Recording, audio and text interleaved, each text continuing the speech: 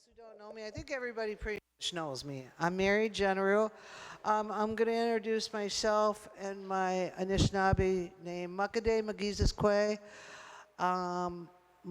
Dodoam Makwa Magizis Mani, Mary Jenerou from Manistee, Michigan. And my Anishinaabe name is Black Eagle Woman. And my clans are Makwa and Eagle.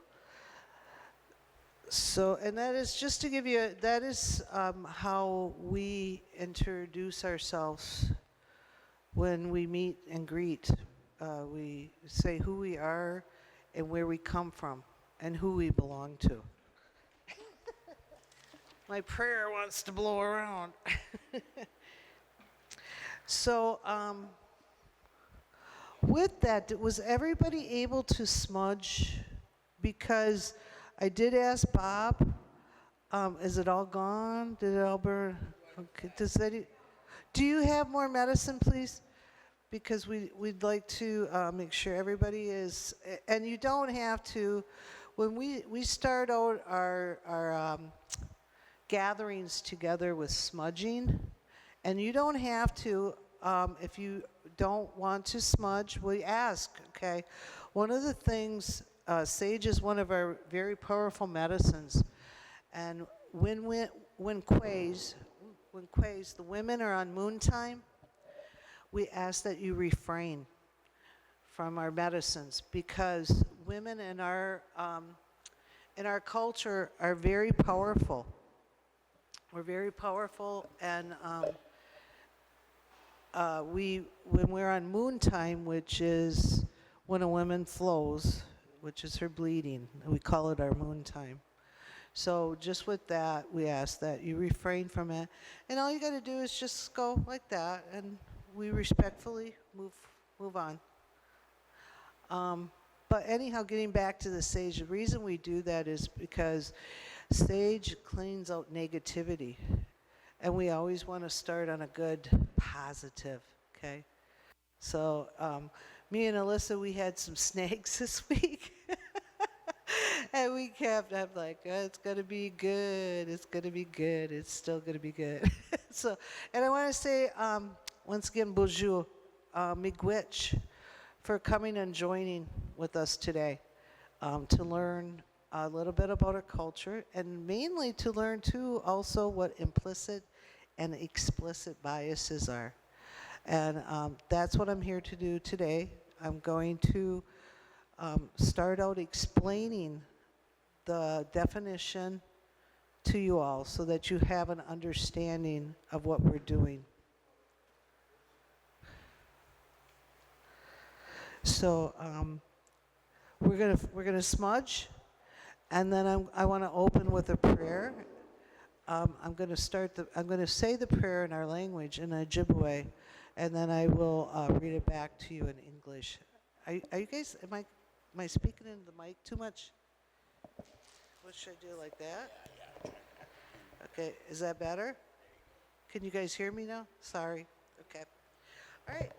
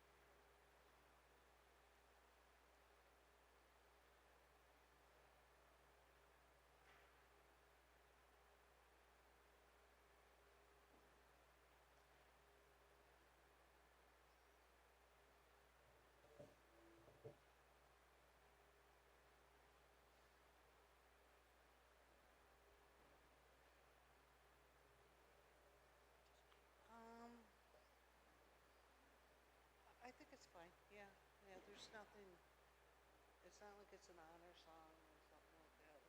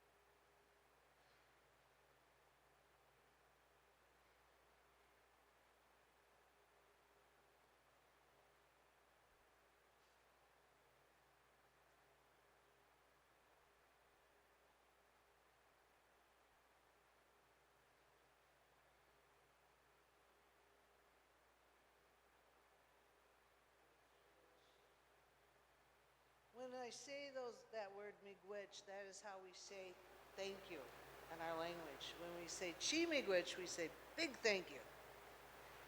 Okay. So with that, guys, I'm going to switch, and I'm going to open up with a prayer, and this is a Ojibwe morning prayer.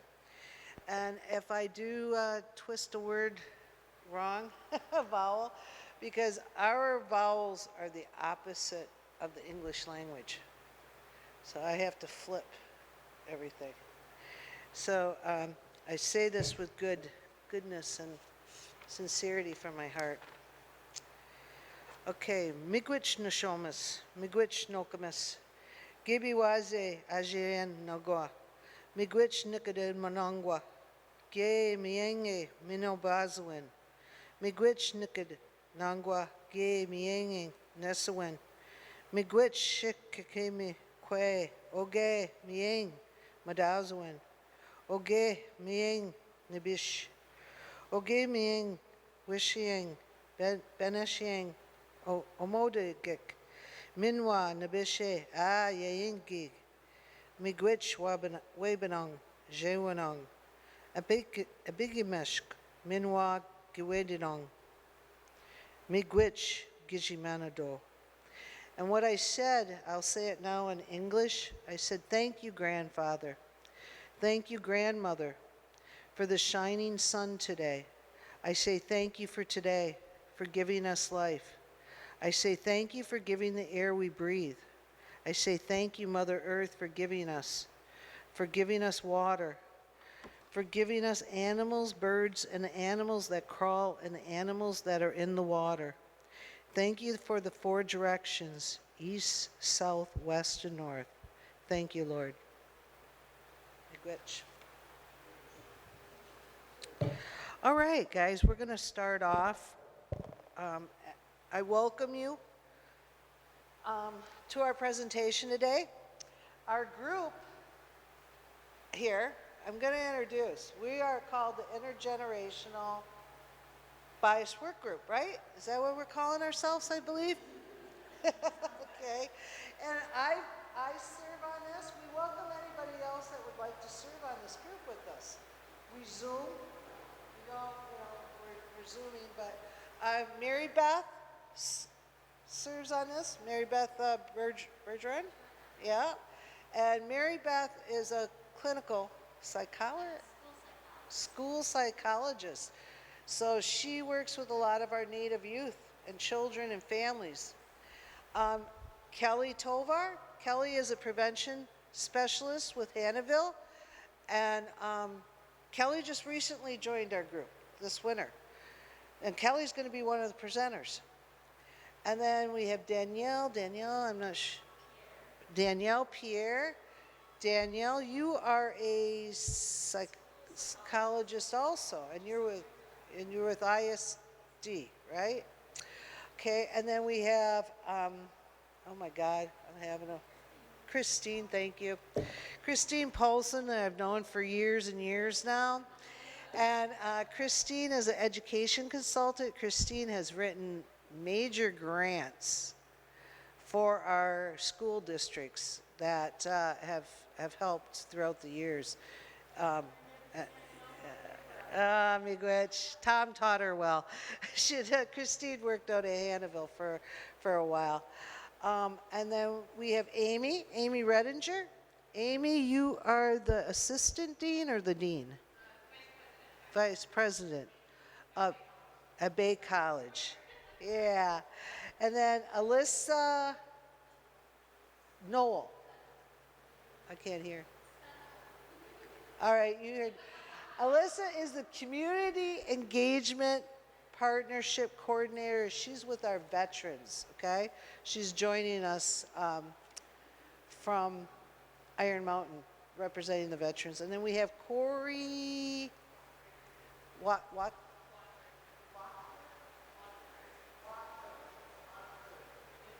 I'm getting old here, guys. My hearing ain't so good anymore. And Corey works with our health department out of Menominee, right? Menominee and Delta County? Okay. Bob recently joined us. Alyssa brought him in. Bob is one of our Native veterans, and he brings a story of a boarding school survivor with. So I welcome everybody. I'm so glad you were here to join us. Okay, so with that, now you got a little understanding of who we are and what we're about. So intergenerational implicit bias. Can we go to the definition? I want to start you out with the definition of implicit bias, okay? And as you can see, it says it's an attitude or internalized stereotype that affects an individual's perception, action, or decision making in an unconscious manner, and often contributes to unequal treatment of people based on race, ethnicity. You see the different deals there. When I first learned about implicit biases, it struck home so well because we don't even know we're doing it. Implicit biases are basically the biases that are in us, instilled in us from the time we're young. And our environment affects us, our social, all of this. And you don't even, like I said, you unconsciously don't even know you're doing them.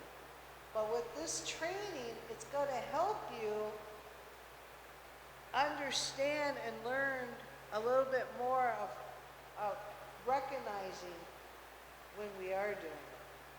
And that's our goal. Because these are things that we need to change. And it is coming from, we need to teach our younger ones this, to make these changes. Okay, next please.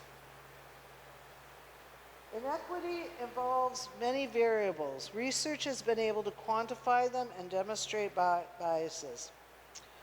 Okay,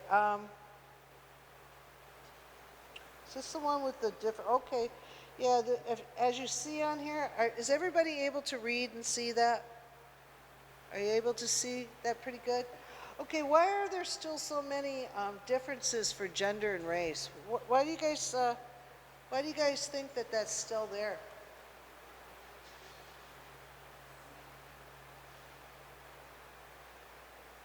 Why do you think that this affects people of color and different races? Why do you think that it's being affected more?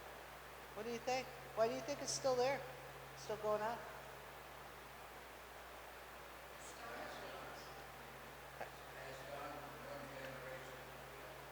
Passed on from one generation to the other? And it's integrated into our education system? What's that, hon? Standardized? Okay. Those are great answers. Next one. Corey, please.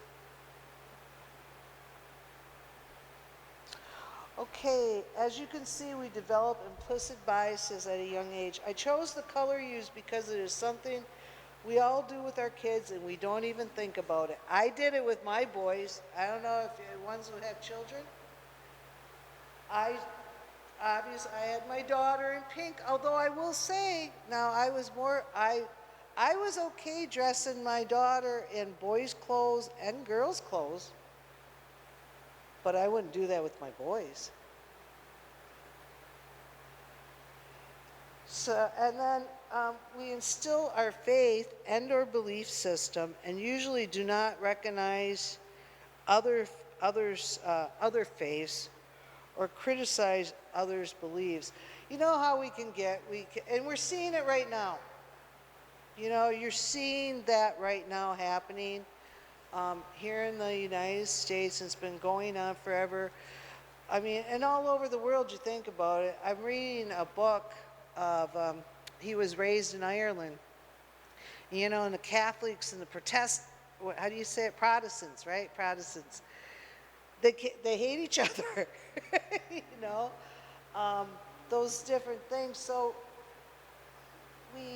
or say that you don't have any belief system. So you're looking at somebody else that does in a different way.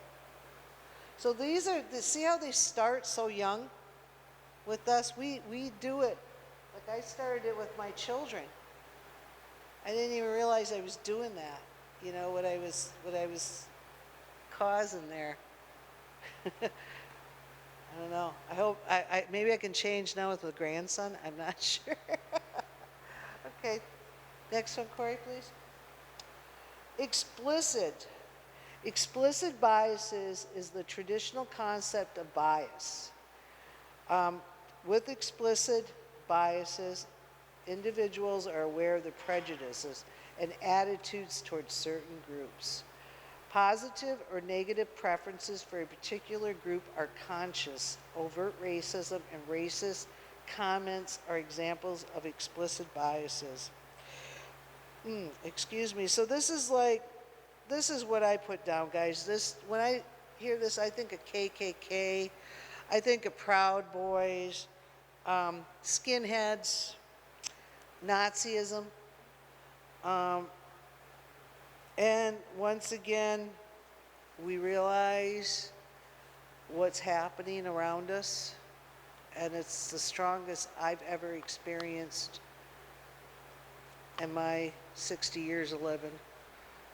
Very, very, and it's kind of a little scary. Yes, Brenda.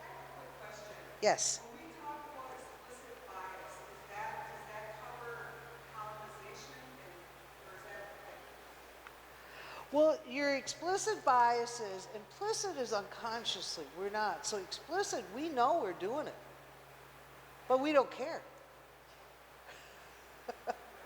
So yeah, that's the difference between the two. Well, I guess you could say the colonization, if you put it, because they knew what they were doing to us. Yeah, so that is a great way of looking at it, yeah.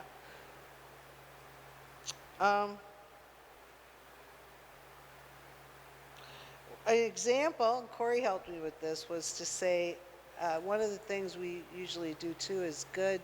We look at good as, like, we reference the color white with good, and we reference the color black with evil, don't we?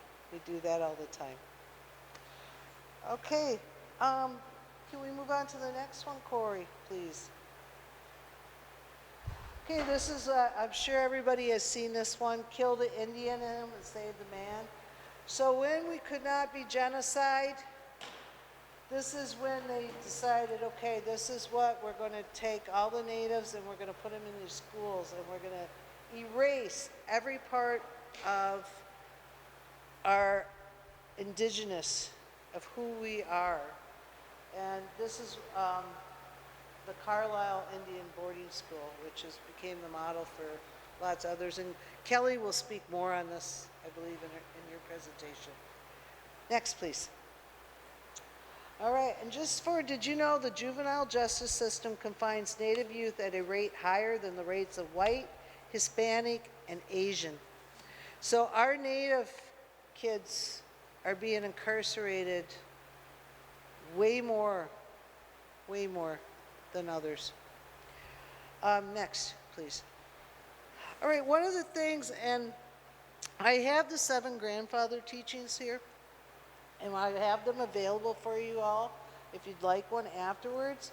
But what I wanted to do was do a comparison of how things are similar, okay? And that we have our 7 grandfather teachings, and those teachings can be compared to what, I don't know if all Christianity uses it, but I was raised Catholic. So I was taught the 10 Commandments, and I think it's utilized in other, besides Catholicism, right? I believe so. But I wanted to show the difference, or the similarity is what it is. The similarity between the two. And I'm going to read off on our 7 grandfather teachings. The first one, I'll give you the little story behind it. The 7 grandfather teachings: to take care of Mother Earth and the community of life, we need to remember the teachings of the first elder. The first elder gave us gifts of knowledge that he received from the 7 grandfathers when he was a little boy.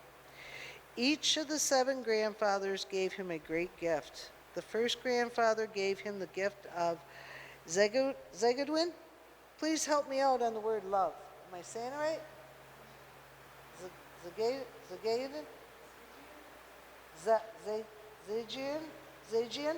Sasafji? Zagian? Zagian? Zagian? Okay.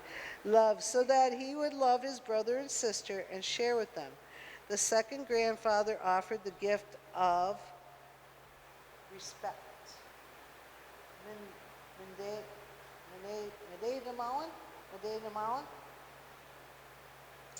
So that he would give respect to everyone, all human beings and all things created. The third grandfather gave him the gift of is it a soft A or a long A? Akaduin, bravery.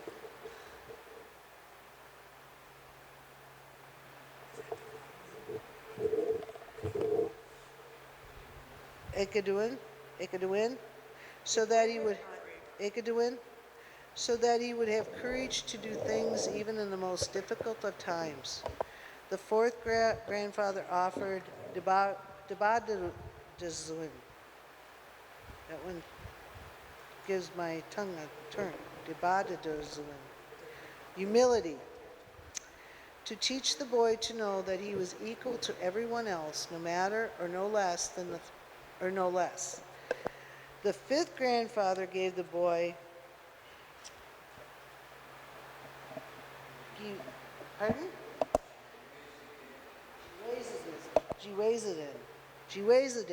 honesty, so that he would be honest in every action and provide good feelings in his heart. The sixth grandfather gave him the gift of, anybody gonna help me?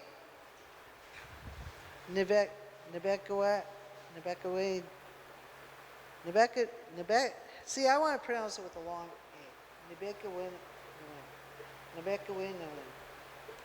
Wisdom.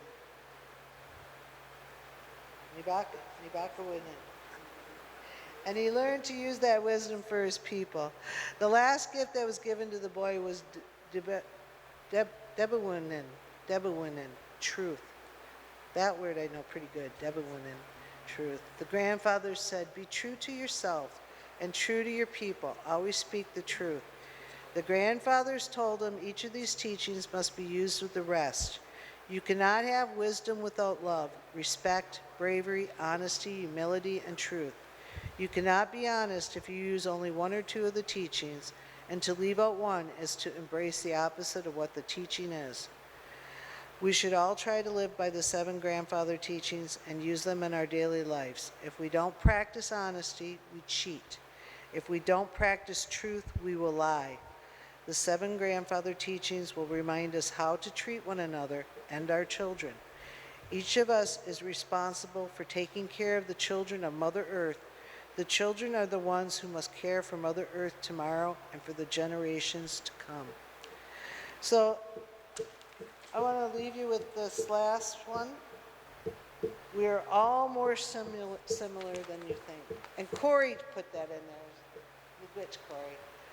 So I just wanted to open up. I'm going to turn it over to Kelly, and I appreciate your time. I know I kind of tore my words up here, but I'm still learning, and I'm not ashamed to say I'm learning, but I know. I remember Father John told me, spoke the language fluent. And he started talking to me fluent, and I said, I don't understand. And he goes, shame on you. He said, shame on you. He goes, you learn that language. He said, because our language is much easier. and it's who we are. And I didn't take offense to that. I understood as an elder of what he was telling me. So with that, I'm going to turn it over to Kelly. Kelly has a great presentation. Thank you for your time. I feel very humbled, and miigwech for having me.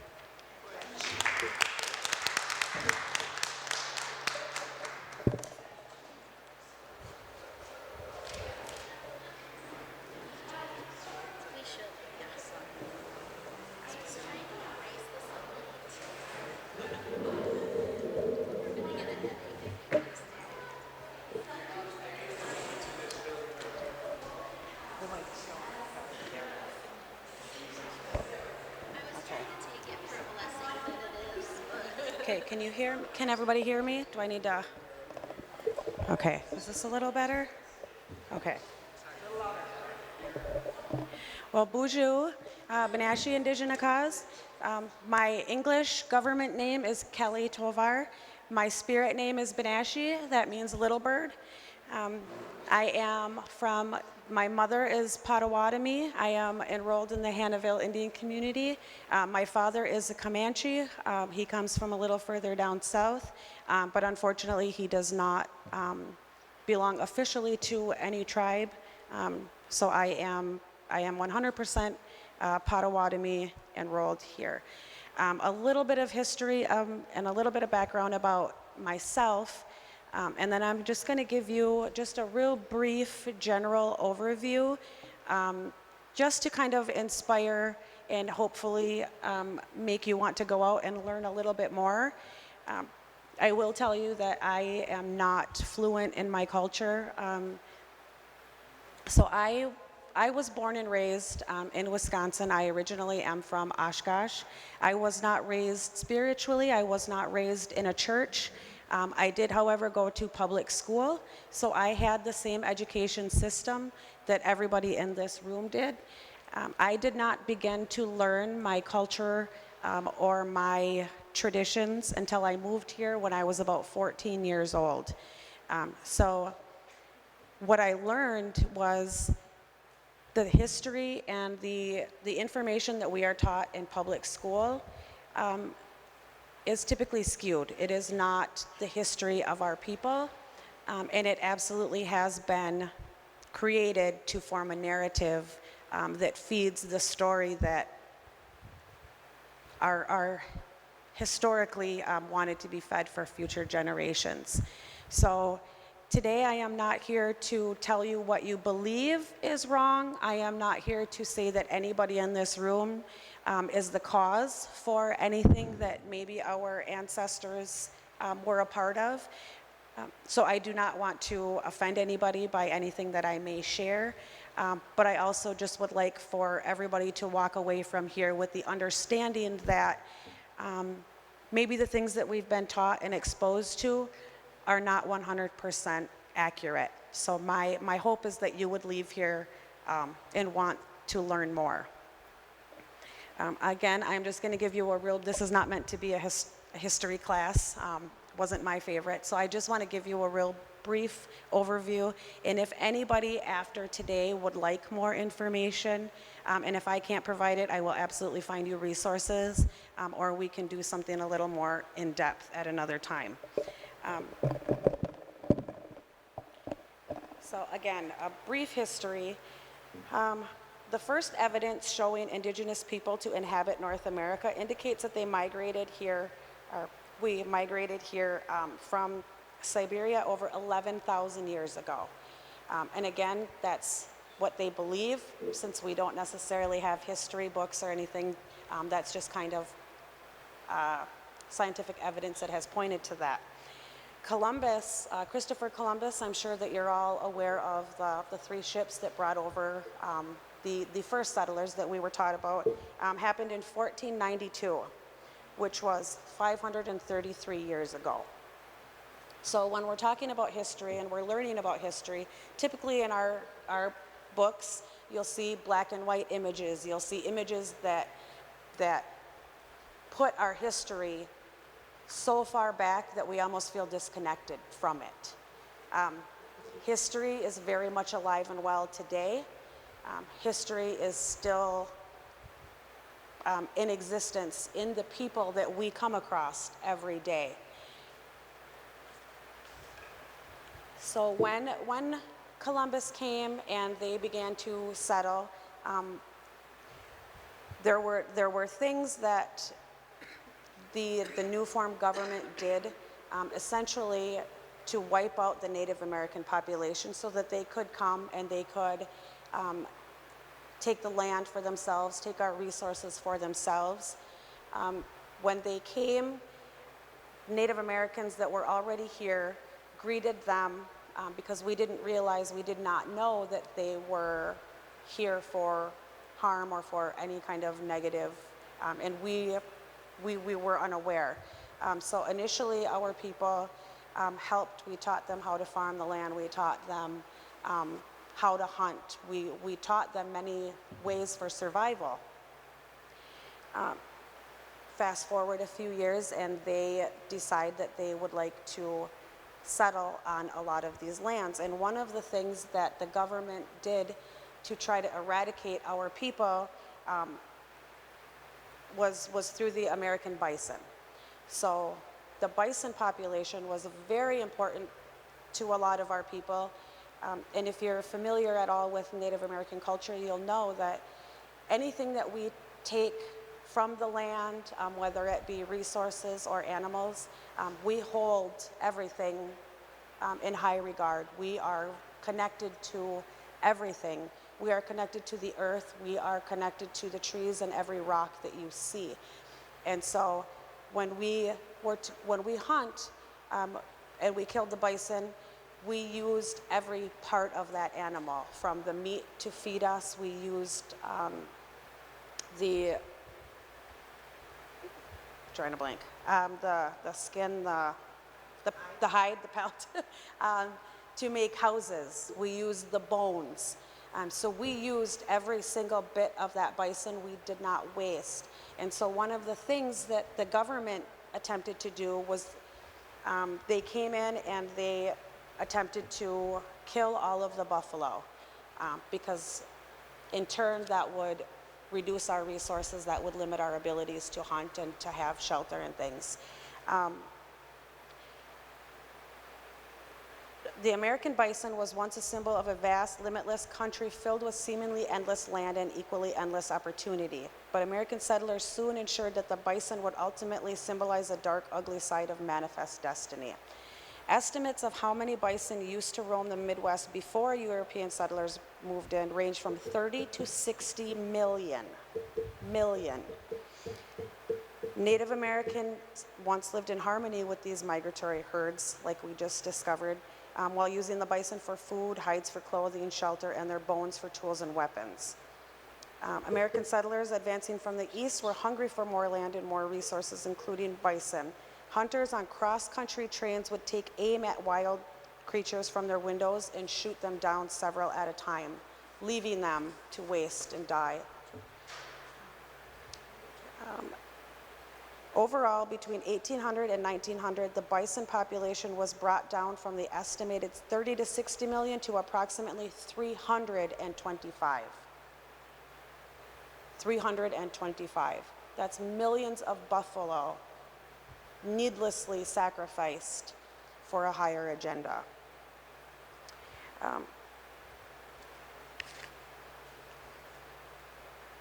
So even the extermination of Native American populations is directly tied to the bison. So this is just one of those things and one of those ways that successfully, I shouldn't say successfully, that they attempted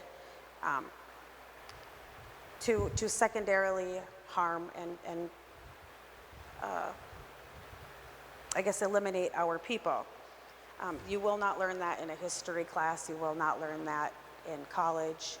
That is something historically, again, that has been hidden and shielded away in order to protect the, I guess, the agenda of the original settlers. Just a really exciting side note, Deb Haaland made history when she became the first Native American to serve as a cabinet secretary. She is a member of the Pueblo of of Laguna and a 35th generation New Mexican.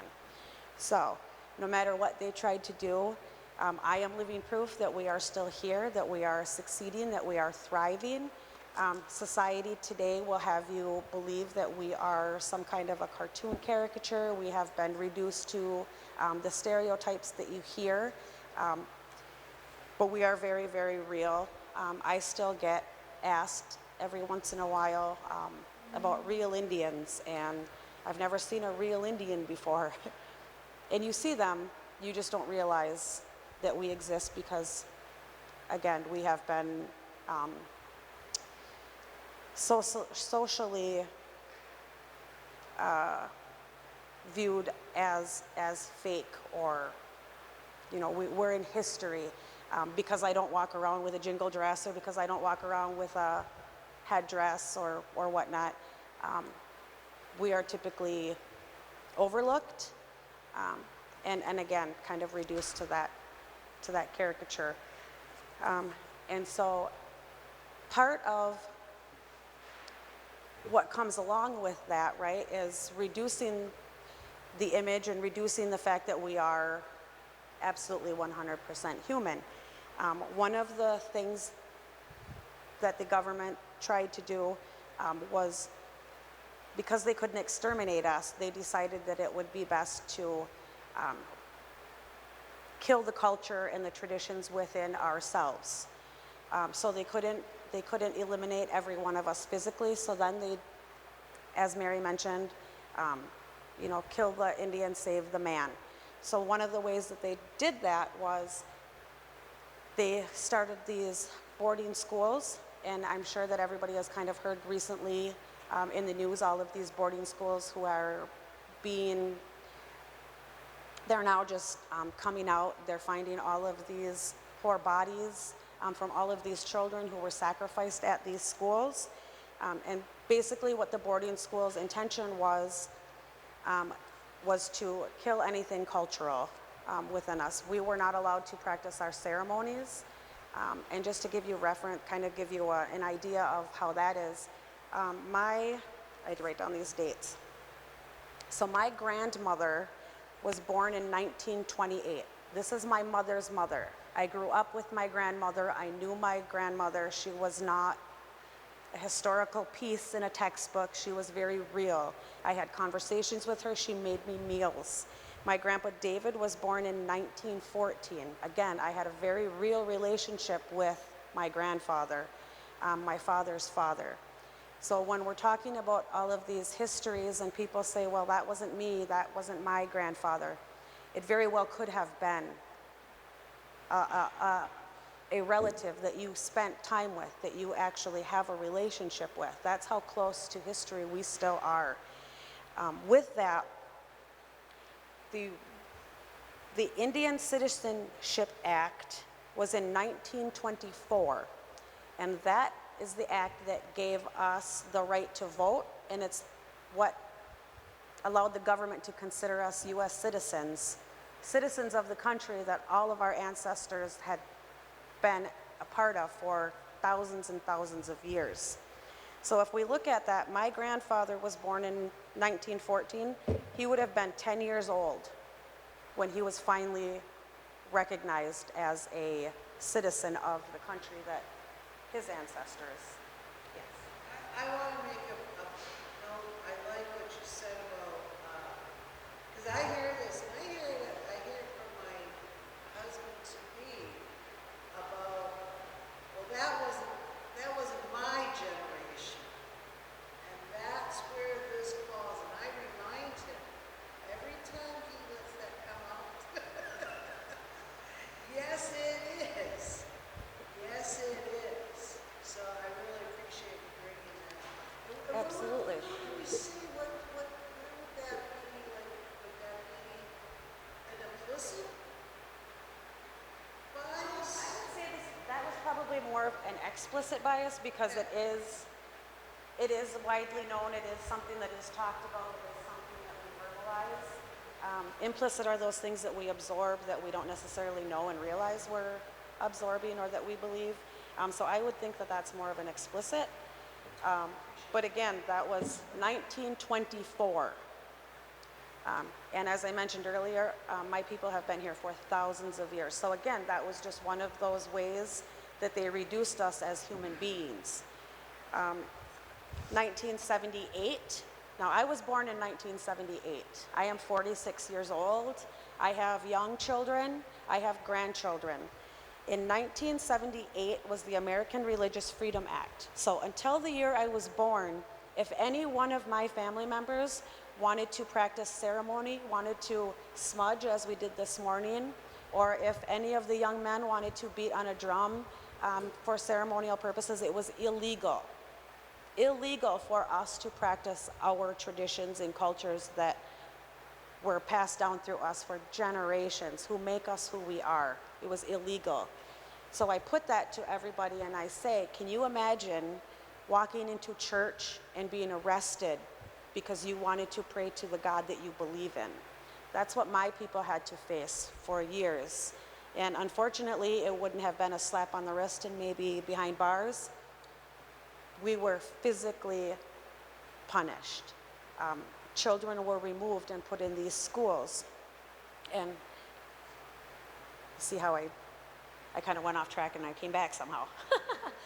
So when we talk about these boarding schools, was just another way to kind of eliminate who we are as a people. Now at these boarding schools, one of the things that they did to remove us and to separate us was they would cut our children's hair. Now hair is extremely important to us culturally. Hair signifies so much, and so just a little bit of that. We believe that this is our connection. These are energy connectors. So we braid our hair. That signifies strength. That has a meaning. When we are in mourning, if we suffer a loss, we cut our hair. That signifies mourning. So our hair holds a lot of significance for us. So that was extremely important in realizing what those boarding schools really intended to do. We were punished for speaking our language, which is so sad because today we are struggling so hard to find our language keepers. There are so very few people who know our language. There are very, very few people who are fluent in our language, and sadly, all of our elders who hold that knowledge are passing on, and I don't feel as though we are extracting that language fast enough. But again, that brings it back to just another way that, we were assimilated. In the boarding schools, if you did not send your children voluntarily, they would come and basically kidnap them. Now, my mother, who is very much alive today, she remembers the black vans that came into the community and removed family members of hers. I know that in the past few years, even just as recently as 2 years ago, we've had people who were put into these schools coming back and finding family and finding our community. So I will stress again when I say that history is very, very much alive and well. It is not historical. It is today. It lives and breathes today. I'm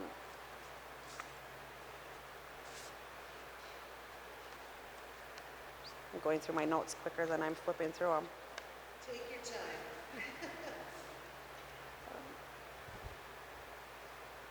And going back to one more thing about the long hair.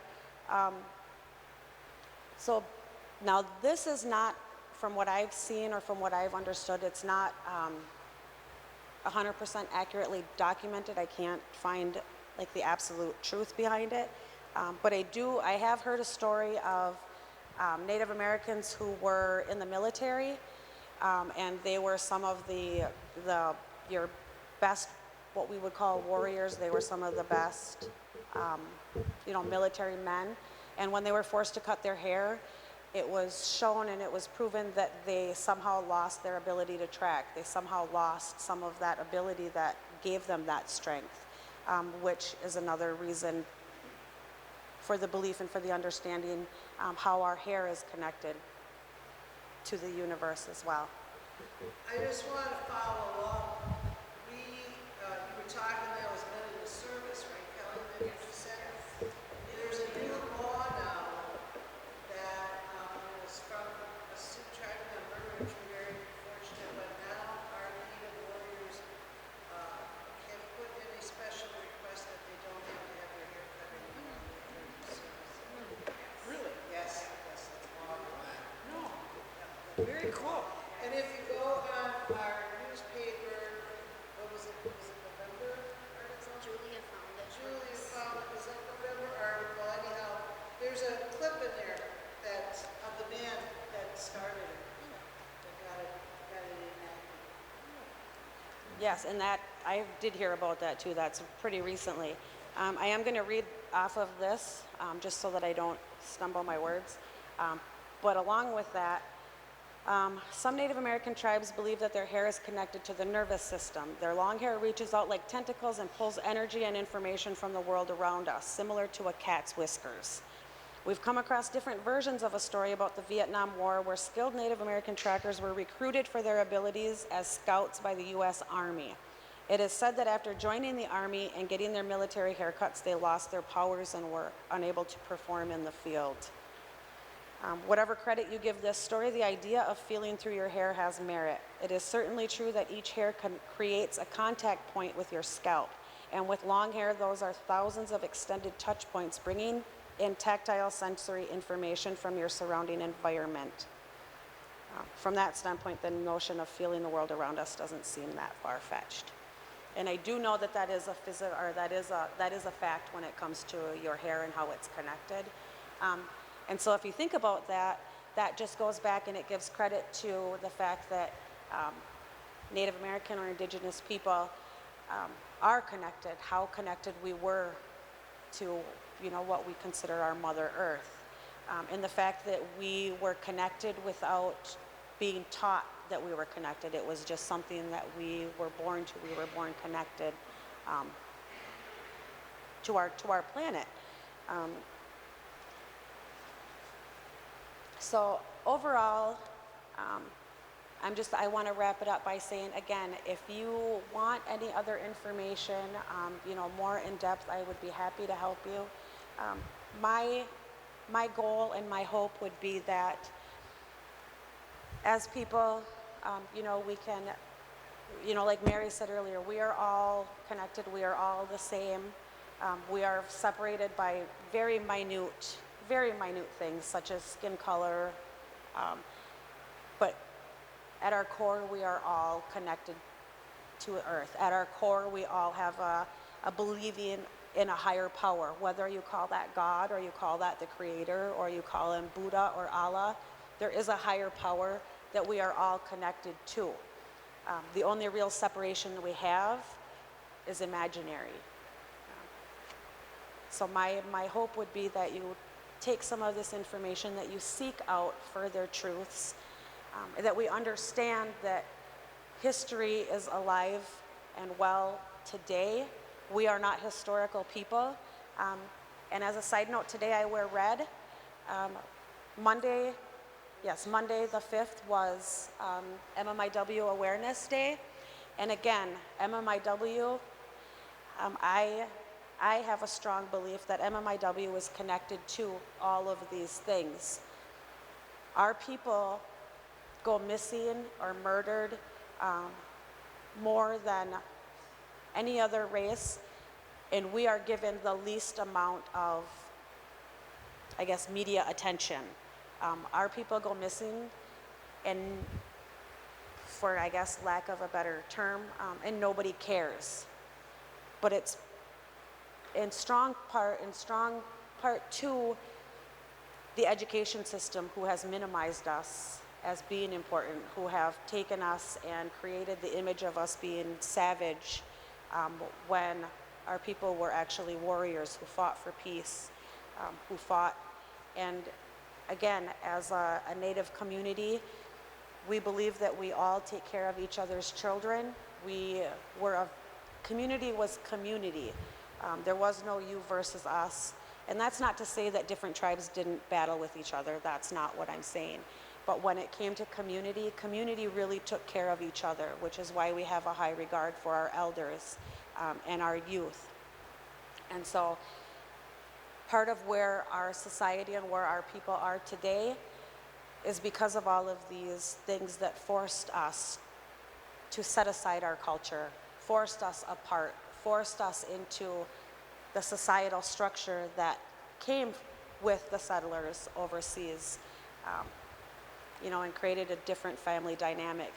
So today, when you see and you hear the stereotypes about Native Americans and whether it be, their parenting, whether it be you think, they're all alcoholics, or when you see someone walk in the store and you automatically have a thought about who or what they might be, just please remember that that is all things that were taught to you for that specific reason, for you to continue to look at Native people in a certain way. And I have to say thank you to the entire group that brought me here today. But I want to say thank you to those people that came out today to learn. It really, really, really warms my heart, and it makes me so happy to think that there are people who are wanting to learn more about us, who want to break through some of those stereotypes, and who are willing to hear us, because for so long our voices were not heard. We were just not important, and it's so very, very heartwarming to see, things are starting to change and things are starting to, look a little brighter for Native Americans. And I will be here, so if I forgot anything or if you have any information, and again, if anybody is looking for a presentation like this, feel free to reach out to our group. We would love to figure out how we can get this information out to more people. I have a feeling I'm forgetting a couple things, but I'm also not a public speaker, so this makes me a little nervous. But thank you all so much for being here and for letting me speak. I hope you all have a really great weekend. If I don't see you or speak to each of you individually, I hope you have the best summer. Thank you all so much for coming today.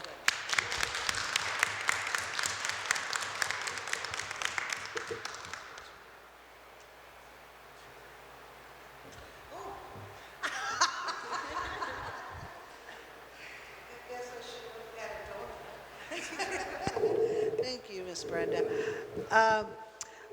Next, guys, does everybody want to kind of get up and maybe stretch for a minute? Bob, is that okay before we go into your presentation? Maybe get something to munch on, some juice, something to drink, if you need a little bathroom. Yeah, exactly.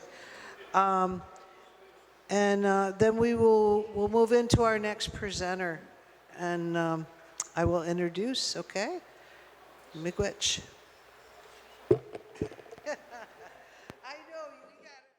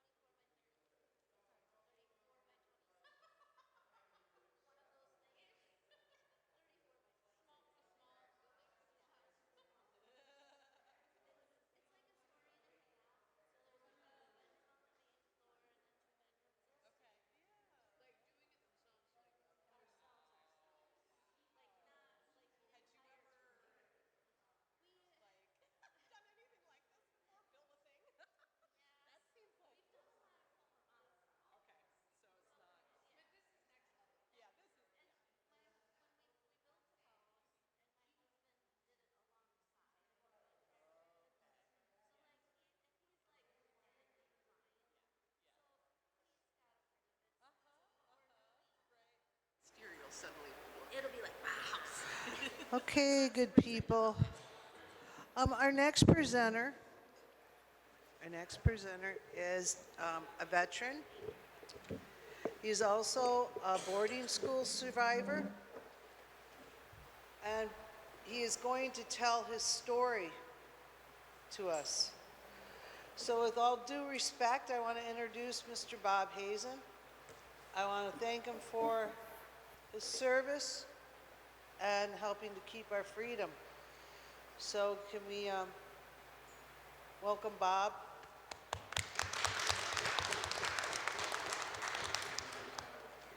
Okay, Bob's going to use this microphone. And Good morning. This is my story of what happened to our tribe. I'm from the Lac Vieux Desert tribe up in Watersmeet, Michigan. There was, all us kids were taken away in the summer of 1955. So this is a story of how I perceived it at my young age of 5 years old. In the summer of 1955, I was 5 years old.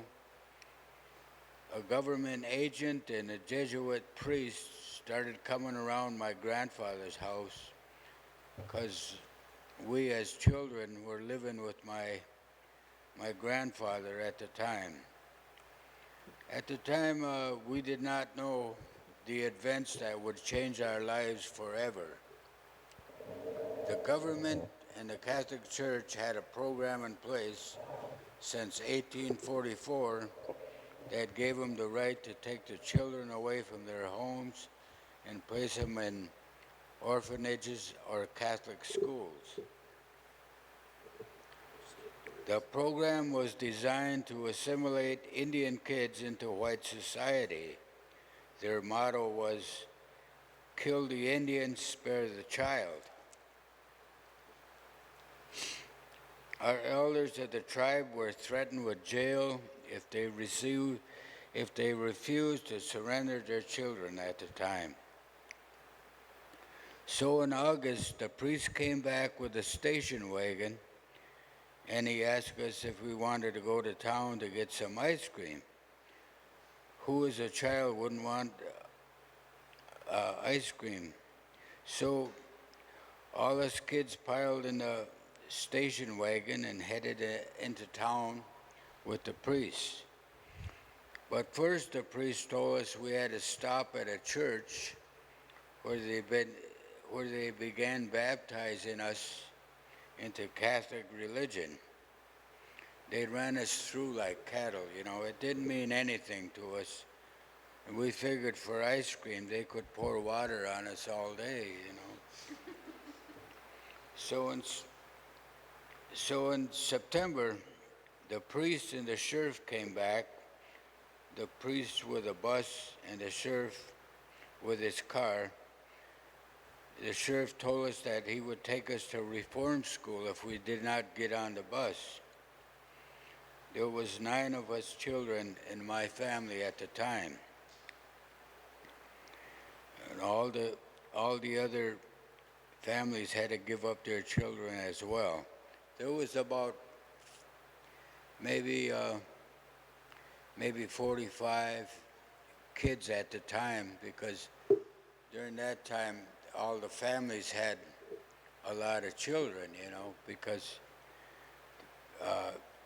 that was cheap labor back in those days, you know, to have a bunch of kids. When we got off the bus, well, we traveled through the UP first, and we stopped at towns and other reservations and picked up children. Every time the crying would stop and it would be quiet, we'd pick up more kids, and then all the crying would start over again because we didn't know where in the heck we were going. When we got off the bus, after they took us across the Straits of Mackinac, they took us there so we couldn't run away and get back home, because there's no way in heck we could swim across the straits, you know. So when we got off the bus and we saw the nuns for the first time, well, it scared me. I never seen anybody in black and white before, you know, looking like a penguin coming down on you. And the older boys were speaking the Ojibwe language, and nuns started beating on them and slapping them because they told us we could not speak the Ojibwe language. We had to speak English only.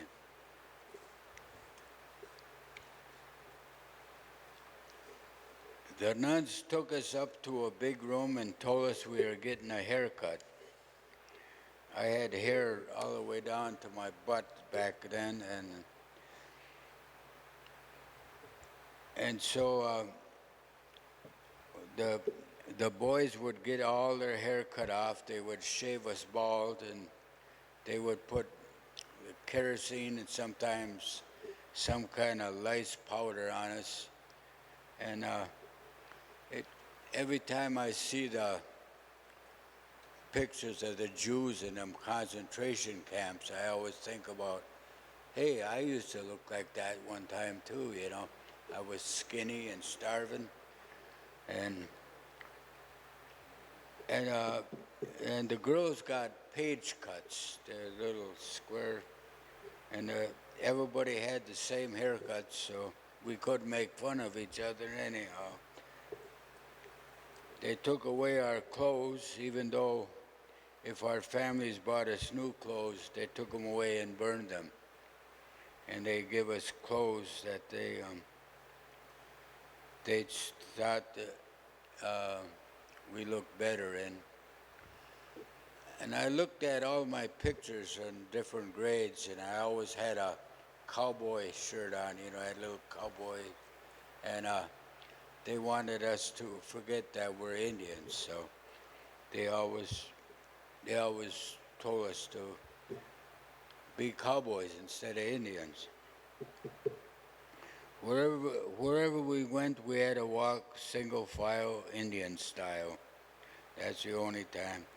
If we whispered, we'd get slapped. The older ones talked back, and they were beaten severely.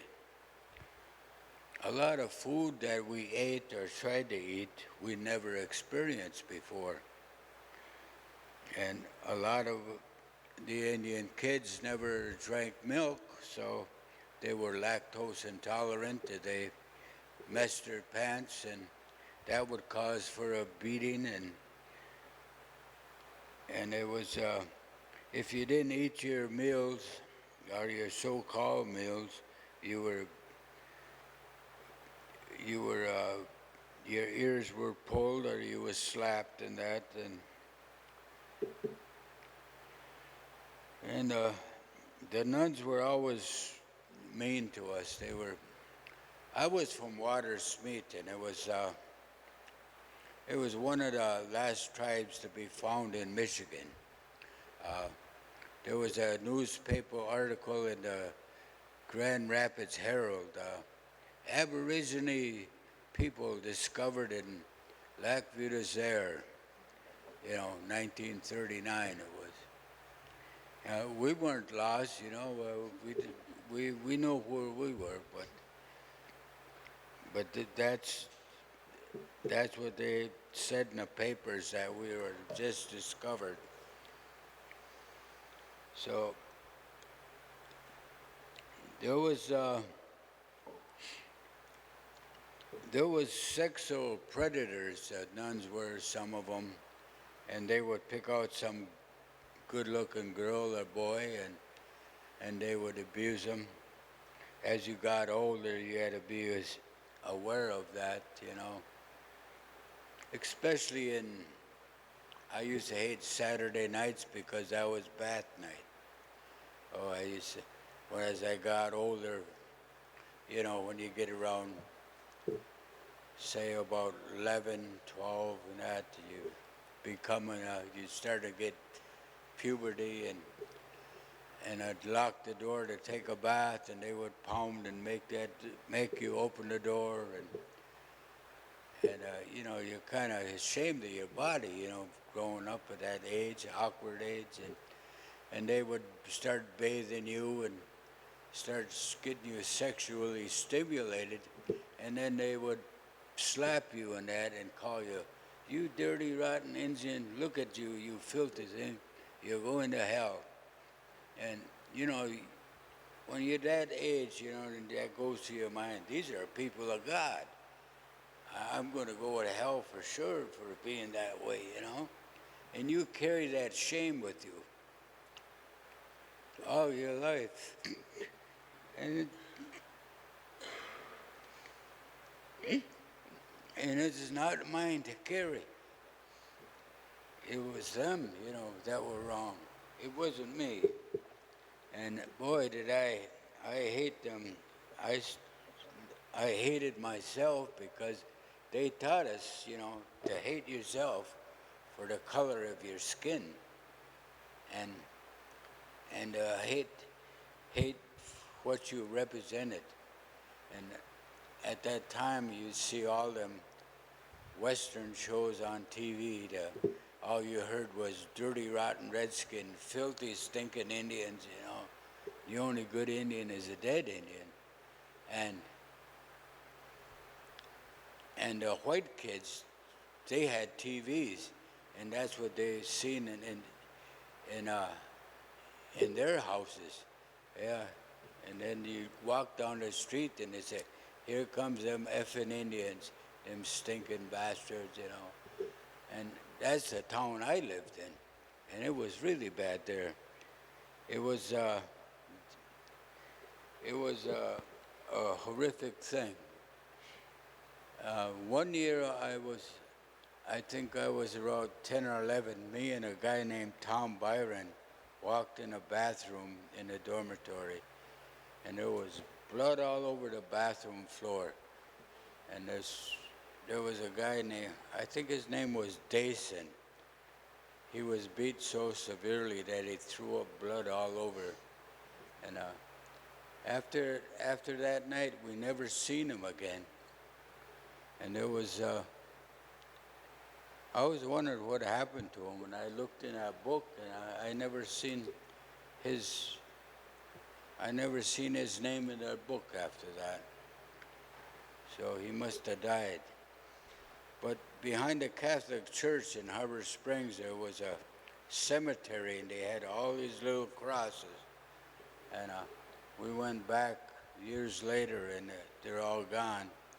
I don't know if they just pulled the crosses up, but they said that when they were moving the highway a little bit, they found some of the graves there, and they gave them a couple hours to get some of the bones out. The other ones were just paved over. So there must be still bodies by that church there. So I spent 7 3/4 years in that place in Harbor Springs. And then at Christmas time, we got a severe beating for somebody throwing a peanut shell on the floor.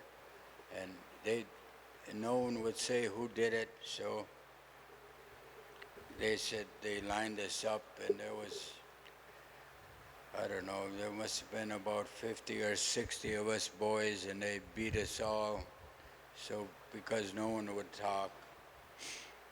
And then we went bobsled riding. I might have been in the 8th grade then, and we were going down this hill. The nuns wanted to ride on a bobsled, so we went down the hill. And right at the bottom, I was steering, and there was this big white pine, and I steered right for that white pine and jumped off at the last second, and the nuns got their bones broken, and I ended up getting sent down to Boysville, down by Tecumseh, Michigan, over there.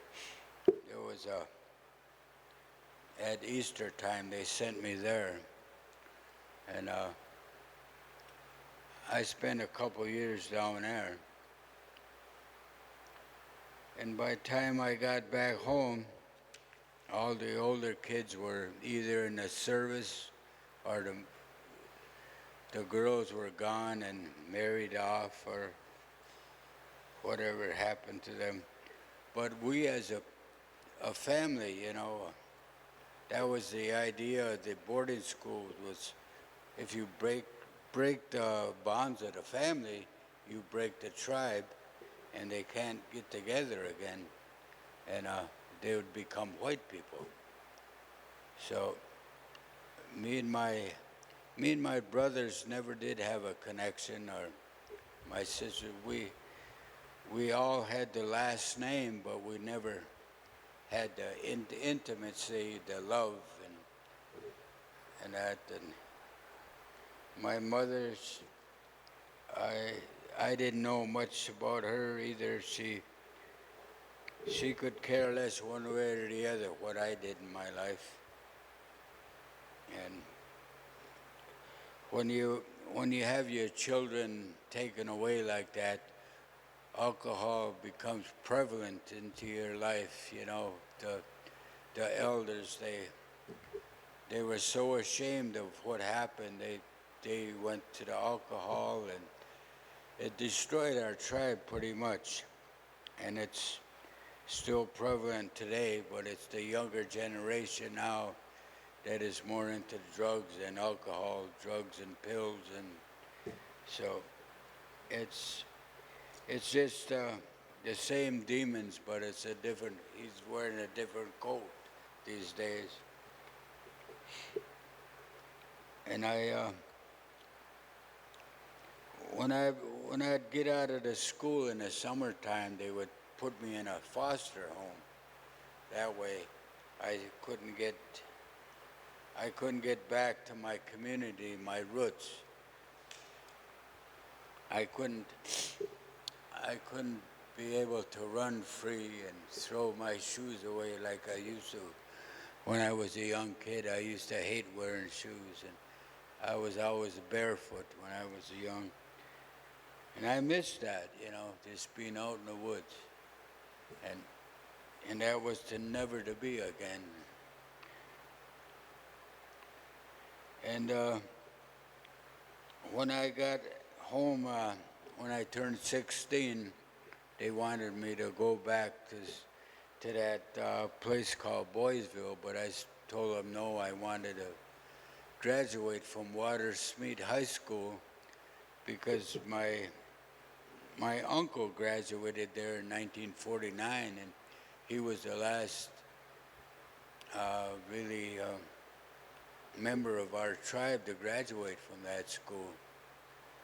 So I wanted to follow in his footsteps, so I had to fight my way through that school because there was a lot of Indian kids went there, but they all quit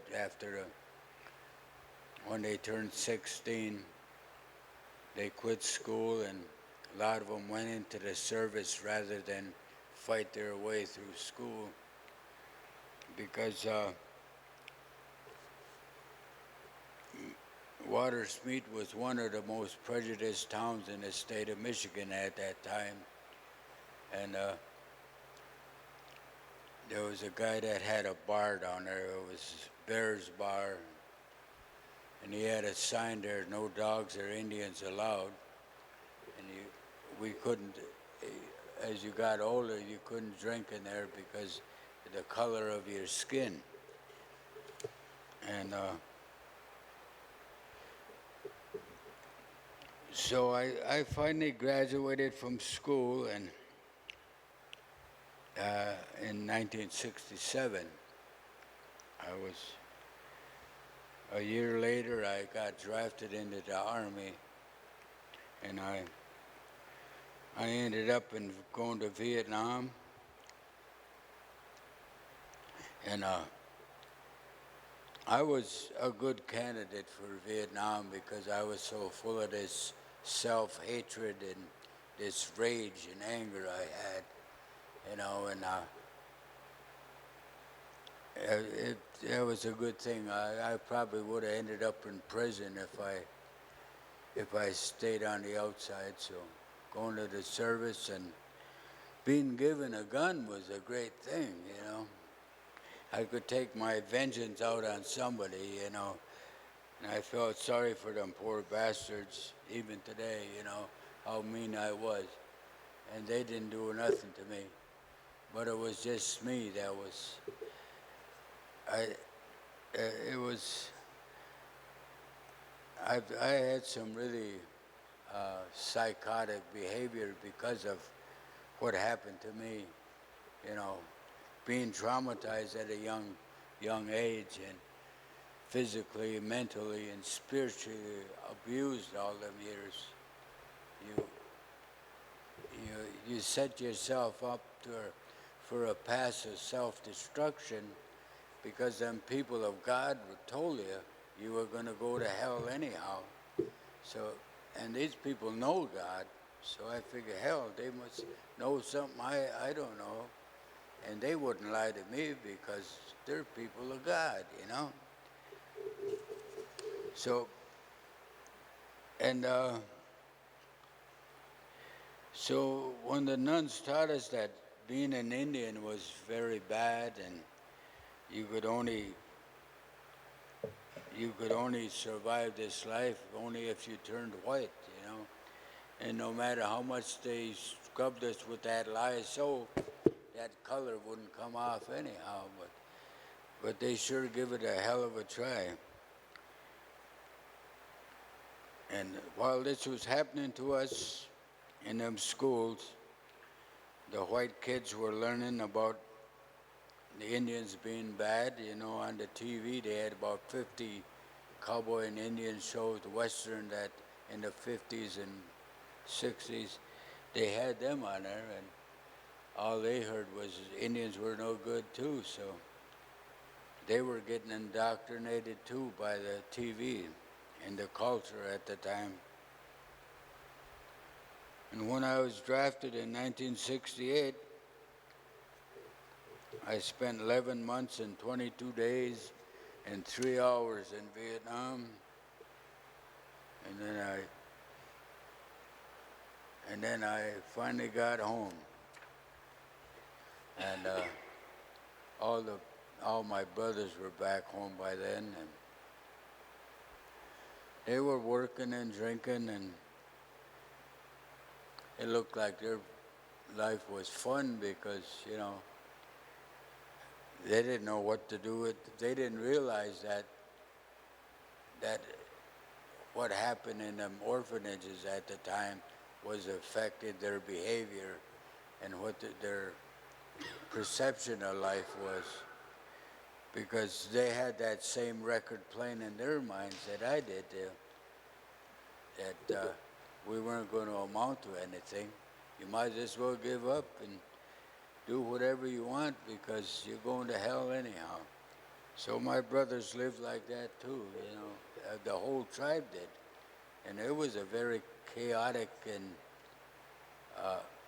time in our lives that no one could get a understanding, or everybody would say, what's wrong with this tribe? Why are these people like that? And no one could put that together. And it wasn't until I ended up in Tomah, Wisconsin, at the VA mental hospital over there, that I finally, the VA was able to put everything together, that I was very chronic PTSD, but it wasn't only from Vietnam, it was from being in the orphanages. So it was, and in our whole lives, the whole tribe suffered from this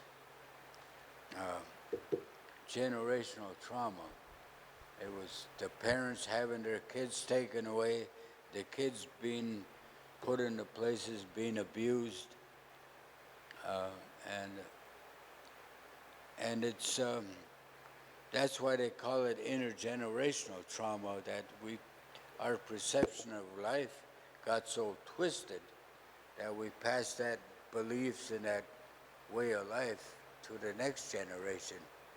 And they, as children, when they grow up, they'll pass it on to theirs. And it's a continuation of all this that has got us in a dilemma. And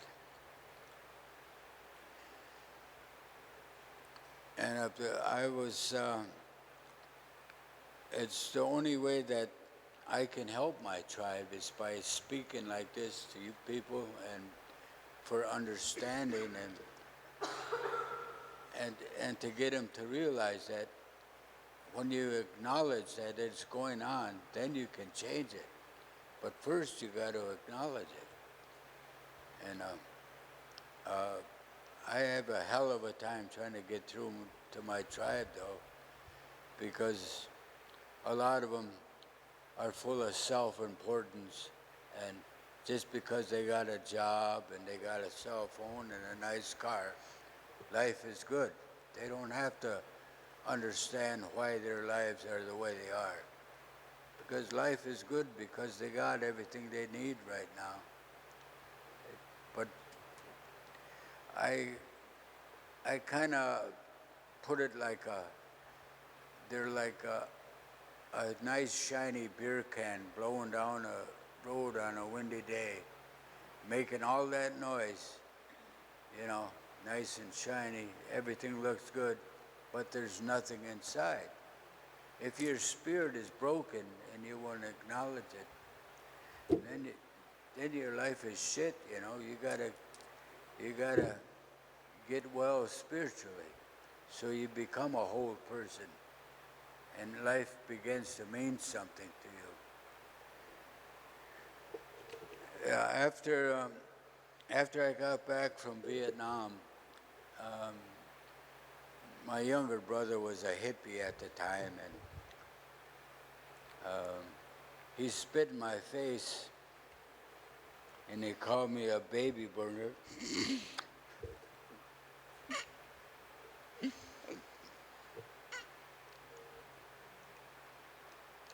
He called me a baby burner, and it hurt me.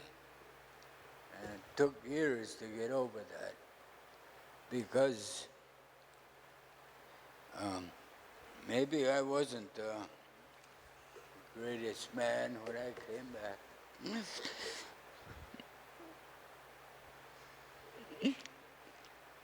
But I was still human.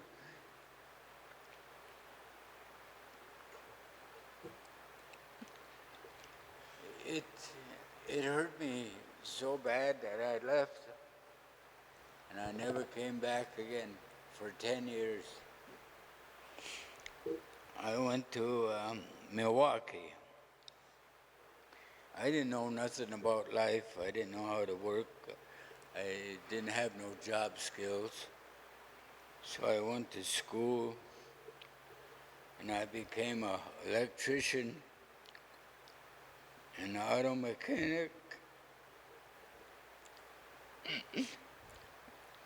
a hydraulic mechanic, and I learned carpentry, electrical, welding. I went to school to do all that so I could take care of myself, because I had no one to fall back on. I had nobody that ever told me I did a good job in my life. I went to work for a company that made hydraulic cranes, and they sent me around the world, putting them up. I went to Iraq, and I was working over there for about a month until the Iraq and Iran war started. And I caught the last plane out of Baghdad before the rockets and bombs started falling. Today, me and my wife, we live in Bruce Crossing, where we help veterans fill out their forms to get their compensation from the VA. I know how frustrating it is to fill out that paperwork.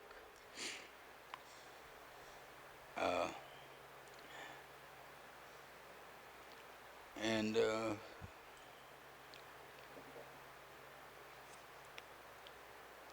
you know, when I was drinking, I figured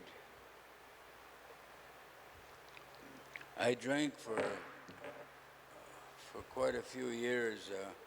The first 20 years of my marriage, and my wife, thank God, she stood by me, and I've been sober for almost 26 years now, so that helped me. I got a good group of friends that I go to meetings every Wednesday and meet. And one of the best things that ever happened was me and my wife, we took care of my brother Frank when he was dying. And we stayed with him for about a month or so. But the day that he died, we were sitting on a couple of chairs together, and he introduced us to the spirit that was coming to take him to the other side. He took our hands, and he said the guy's name, but me and my wife, we can't remember it, you know. It's a weird thing that, but it was something he gave me, that there is something after this life. So I'm looking forward to that. I'm not in no hurry, but I'm looking forward to it. But so that is how it is. My spirit is live today, and I thank God for everything that's happening in my life today. And thank you for listening to my story.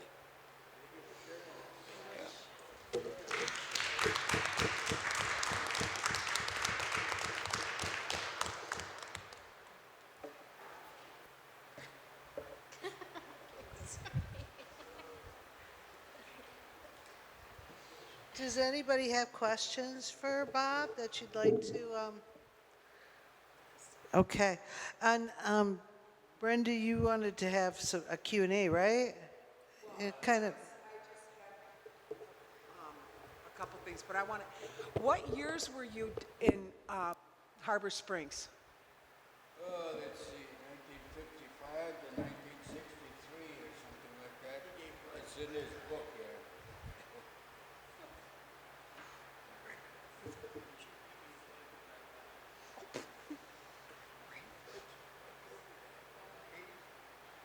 Really? Okay, miigwech. Because my mom was there too. I was just wondering if the years coincided. I got all the names of the people that were in that book. Is that the Odawa? No, this is Harbor Springs. This is my book. Okay, miigwech. Yeah, it's from Gaylord sent us this. Okay, miigwech. Diocese of Gaylord. Okay. Your tribe can get a book from them if you request it. Miigwech. Miigwech. So Bob, you're saying that those are available, that we can. You can take a picture of this form in the back and you can request one. You gotta get your tribe to request it. Oh, our tribe has to request it. Oh. Maybe Julia can make a photocopy. You can ask them to send you a copy of it. Can Julia make a photocopy?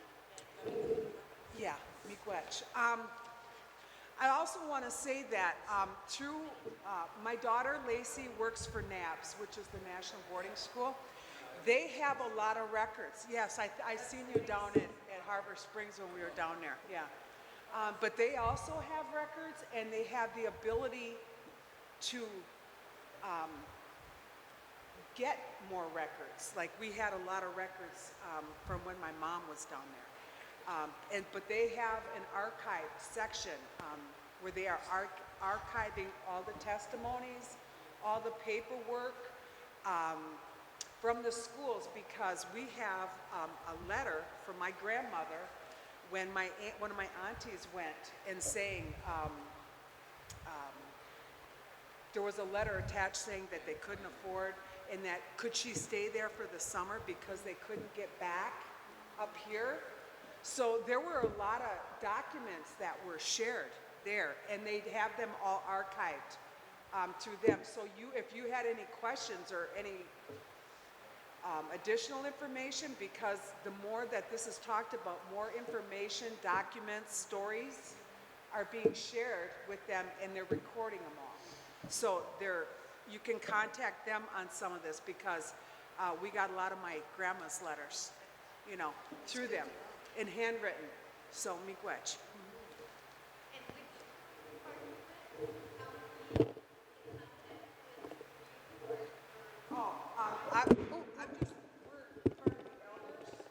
Through the Escanaba Elder Committee. But Brenda's daughter, Lacey, as through the federal, she's, yeah. It's, They are a nonprofit within themselves. They are not related to any tribal nation per se. They're self-funded, and this latest project that they're going around the country getting testimony, like down in Harbor Springs, they do a state a month. So right now, as a matter of fact, they're up in British Columbia, Canada. And every month is a different location to get the testimonies and to record all that. So a team goes, they'll collect the information, and then every month, and I think that goes through the end of next year. Yeah, and that was the Deb Holland. She was the one that did that. And miigwech, I'll say this here, is we had the funding people that were, can everybody hear me? My voice usually keeps. But the funding people made sure before the new administration came in that they had their funding, federal funding, to complete this project, because this is phase 2 of Deb Holland's, when they had the volume 1 that was presented at Congress. This is the phase 2, so, and then there'll be a final report. But all the documents, what NABS does is make sure that organizations that overseen any of the schools, that they turn over their information, because that seems to be a problem, where they don't want to turn over everything. So that's why there's certain bills in Congress right now that are coming through, that miigwech has bipartisan support on making sure that these issues, that there's a light and that there's continued funding on a couple of the, bigger projects. So, so on that note, I will say, put your prayers down that Indian country isn't affected any more than it has to be, because NABS lost some funding, like $500,000. Yeah. So, but it's important for us to get this information, have it recorded, because we can't really heal until we know, right? It is important to know where we come from. So, but that is another avenue that they have a lot of documentation. In that book that he's got there, Chief Regina down at Odawa gave NABS a drive on all the things that they had there. And it is quite extensive. So, and that's in their archive. So, we have a lot of people that are working to bring truth and light onto this so that we can heal. Because intergenerational trauma, even if someone in your immediate family, or maybe an auntie or grandparent, that is in our DNA, that affects us. even if we weren't there, there's that intergenerational trauma. So now is that time to acknowledge what's happened, to help heal from that, talk about it. That's why our lodges, our Wabanos and all of that is very important to help those, because we see it in our addiction numbers. Like, we aren't that far out of the ditch. You know, that's why we need as much time and attention on these topics. So Miigwech Mary and the team that put this together, because we can't move forward until we acknowledge, you know, what's happened. Because my mom was a boarding school survivor. For 4 years she was down there. And let me say this, the worst stories that NAB has heard from survivors is Harbor Springs. Because I can't even say holy child, because that is an oxymoron to me. But they heard the worst stories right here. And this is where my mom and her family went. So, Miigwech. Miigwech. Appreciate that information. Miigwech.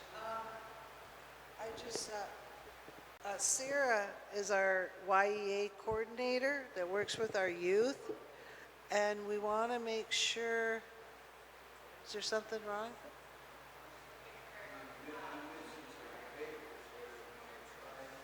Oh, I thought you get,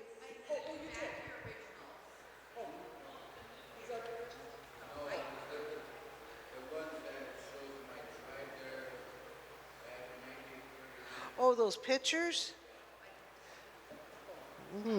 They gotta be in the, but, Sarah wanted to let you all know that these, boarding school, what is it, banners, displays, can be loaned out, she said.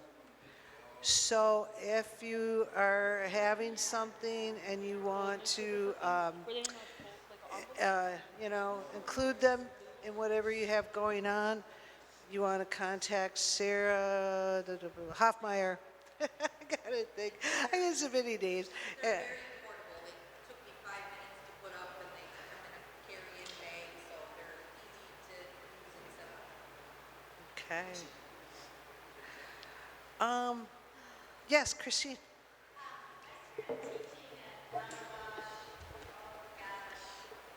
How many years ago? My daughter's going to turn 39, so it would have been about 44 years ago. And Mary's brother, Tom, was the superintendent. And so I remember you'd come into the school, and the school was an octagon around, and the admin part was in this central open area, and Tom's the only person I know, her brother, who can do multitask 3 things at one time. And so he had his desk, and people were always coming and going. And when Mary and Bob and Kelly talked about how the culture is really the community takes care of everyone. And so oftentimes people would come in and they'd have lunch at the school, and they'd always bring kids. You know, they'd be holding a baby. And I worked with a lot of my students were 10, 11, 12, 13-year-old boys. And they'd see one of these babies, and they'd pick them up and throw them up in the air. And when I think of white middle school boys, I do not see them as nurturing as my students at Nottawash, who, I mean, the love of children. So when I think about the boarding schools, it's not just the children that were traumatized. I have a 5-year-old grandson, and when I think about him being taken away, the pain the communities must experience to have your children taken away. So I really begrudge for all of you for sharing your story.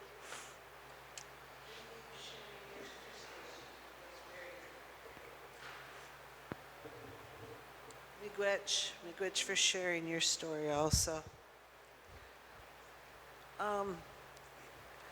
It is there any other, I think we're gonna go on a mission here to find Bob's picture. Something happened here where you're missing that family picture. I know what you're talking about. You showed me it. And newspapers. Whoa, One's about the old okay, village. okay. So what we're gonna do is we're gonna find Bob's pictures here, guys. And I'm not sure what time are we at? Please? 11:01. Okay, so we got a little bit of time, but I want everybody to, we'll find Bob's pictures here, but I want everybody to please stay with us because we're gonna have a door prize drawing, and then we're having pizza here and salad and lunch together. So we really want to break bread and, just be able to talk and have a very good, leave on a good feeling of being together, community, okay? Miigwech. Oh, it was just a copy of pages of a